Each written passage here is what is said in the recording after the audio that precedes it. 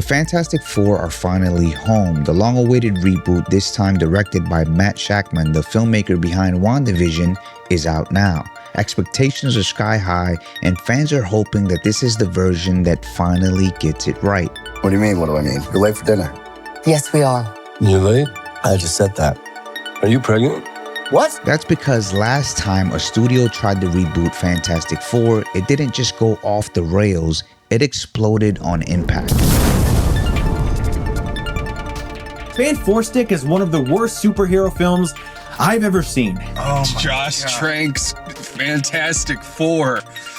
Whew! I heard Josh Trank was an asshole about the whole thing. This director is one of the most unprofessional directors, and I believe that he ruined this franchise. Something kind of tells me that it was a cross between an indie filmmaker really wanting to make his own artistic type of film with studios stepping in and kind of changing things. He came up on the set high and intoxicated numerous times. Fantastic Four has been critically panned, and director Josh Trank alleged that the studio meddled with the final cut of the film, claiming that we'll never see the, quote, fantastic version.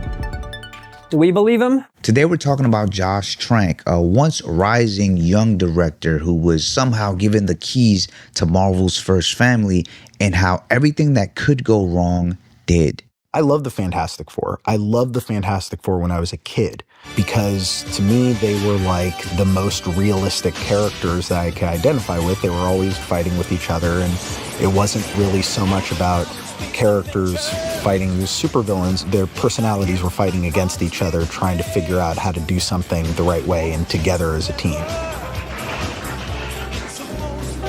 Josh Trank was 29 years old when he directed Fantastic Four.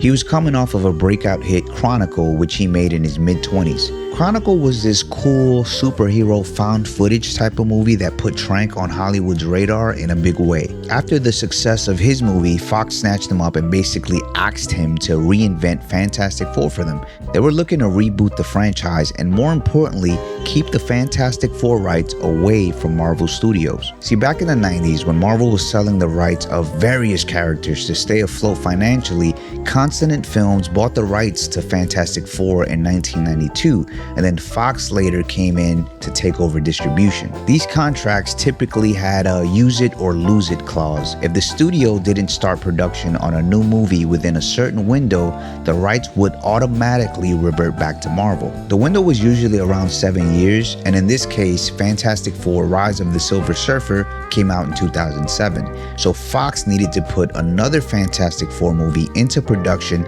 before they lost the rights in 2014. So Josh Trank agreed, and he pitched a very different kind of superhero film. For this particular movie, it wouldn't have happened if it was not Josh Trank's vision. Josh really came to Fox and said, this is my version of the Fantastic Four, this is how I see it.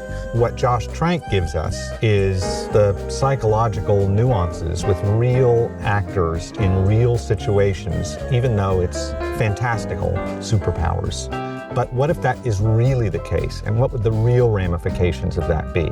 He told Fox exec Emma Watts that he loved Fantastic Four, but he wanted to do it as a horror style. He was inspired by David Cronenberg's body style horror. So think The Fly or Scanners, but with Reed Richards and the crew. That was his vision. And Fox actually liked the idea of a darker tone. So Simon Kinberg, who wrote and produced a bunch of X-Men films, was hooked by the idea of suddenly not being in control of your body. He said it felt original in a crowded genre. I sort of was a little burned out on superhero movies, and I felt like I needed a break. And she said, just talk to Josh.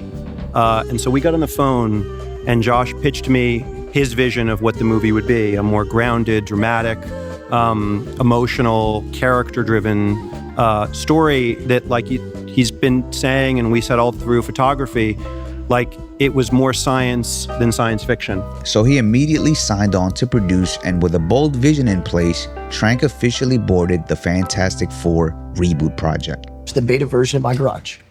What does it do? It modulates the frequency of the matter to another location, and it brings it back again. In the beginning of production, optimism was high. Trank had a hot reputation and a concept that promised to reinvent the franchise. The film was slated for a 2015 release, and Fox assembled a young, buzzworthy cast. Miles Teller as Reed Richards, Michael B. Jordan as Johnny Storm, Kate Mara as Sue Storm, and Jamie Bell as Ben Grimm. With a budget over $120 million, the stage was set for Fantastic Four to be a prestige blockbuster. I want them to go see just a really, really great movie, something that is different from your average superhero film, something that they don't really expect. Science is really cool, and this is something that I think, hopefully younger audiences are going to take something away from this and just be inspired to create things.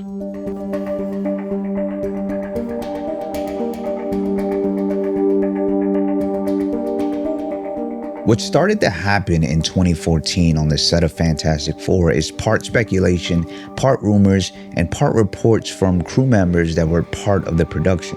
The rumors was that Josh Trank had some sort of meltdown during production. He had a vision for the film.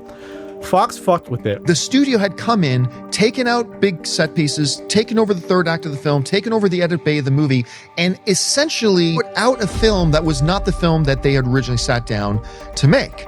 Multiple reports and later interviews described a toxic, disorderly shoot that went way off course.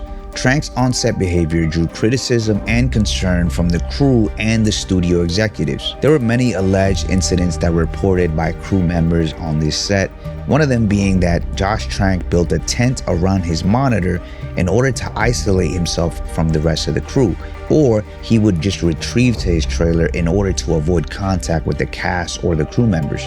Some even described his directing style as extremely controlling, allegedly giving actors instructions on when to breathe and blink during takes. He pushed the cast to tone down their energetic expressions and perform as flat and gloomy as possible, and by all accounts, this drained the life out of the performances. When I first sat down with Josh Trank to hear about the story and what was going to happen, I didn't have any preconceived notions of what these characters go through or anything. So it was sort of a really fresh way of finding out about the comics and about which story we were going to tell. There was some personal friction on set as well.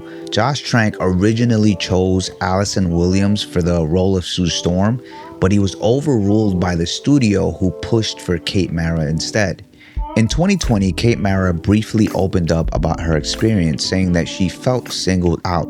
She mentioned having 2 negative experiences in her career, and in both cases, the cast were 95% men, with her being the only woman in the film. There were even rumors that Josh Trank and Miles Teller would butt heads all the time, and depending on who you ask, it almost even came down to blows. In May 2015, a few months before Fantastic Four came out, Lucasfilm announced that Josh Trank was out of his Star Wars job.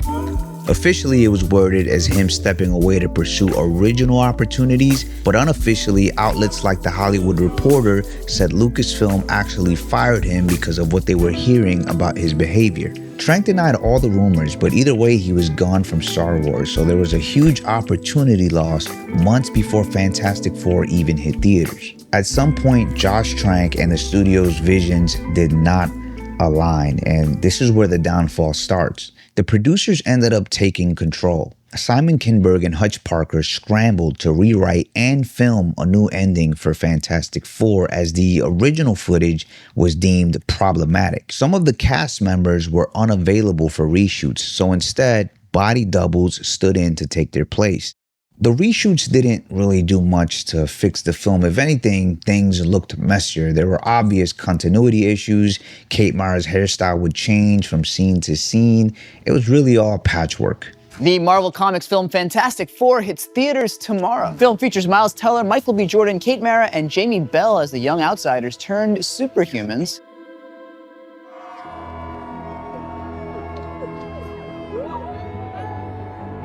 Alright, so it's the night of August 6, 2015, and Fantastic Four is about to hit theaters, but critics have already been reviewing it on Rotten Tomatoes, and they're brutal.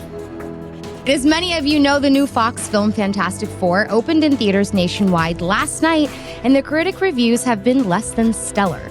Rotten Tomatoes currently has the film sitting at 10%. Not only are the critics and audiences tearing it down, it seems the director of this comic book, Skidmark, has been taking digs at the movie as well. Late Thursday night, director Josh Trank tweeted, "A year ago, I had a fantastic version of this, and it would have received great reviews. You'll probably never see it. That's reality, though." Well, that tweet was promptly deleted by Trank, but not before every website in the world got a snapshot of it. What most of the reviews are saying is this, that the first hour is sort of like, okay, nothing's happening, we're establishing this universe, it's sort of blah, blah, blah. Then the last half hour it turns into a run-of-the-mill superhero movie with high fives, and you have some action. But then Fox probably saw the cut of this and said, no one's gonna see this fucking movie. Right. This is depressing as hell. We have a Fantastic Four and nothing's happening. So then they panicked and redid the last 25, 30 minutes of the movie. Imagine spending $120 million on a film only to have your director trash it one day before it hits the public. Needless to say, the studio felt embarrassed and furious. Fox analysts estimated that Trank's tweet might have cost the film $5 to $10 million off its opening weekend. Fantastic Four's opening weekend did $26 million, but it was forecast for around $40 million, so you can bet Fox blames him at least a little bit for scaring off ticket buyers. Fantastic Four ended up grossing about $167 million worldwide, which might sound okay, but with the budget and marketing, it was a major flop. Industry reports said Fox lost somewhere around $80 million. People leaked information about Trank's on-set behavior, the studio's meddling, all the stuff we've been talking about. It became clear that this was the worst case scenario of a production. Kate Mara and the other actors mostly stayed polite in public at the time. Toby Kebbell, who played Dr. Doom, said that they weren't a victim of timing, they were a victim of leadership and organization. Save yourself 13 plus bucks. Take a picture of one of your best turds, yank it right out of the toilet, use a smartphone or video camera and film yourself smashing that turd against your parents' bedroom window and smear it all over your partially nude body. The end result? Something better than the Fantastic Four.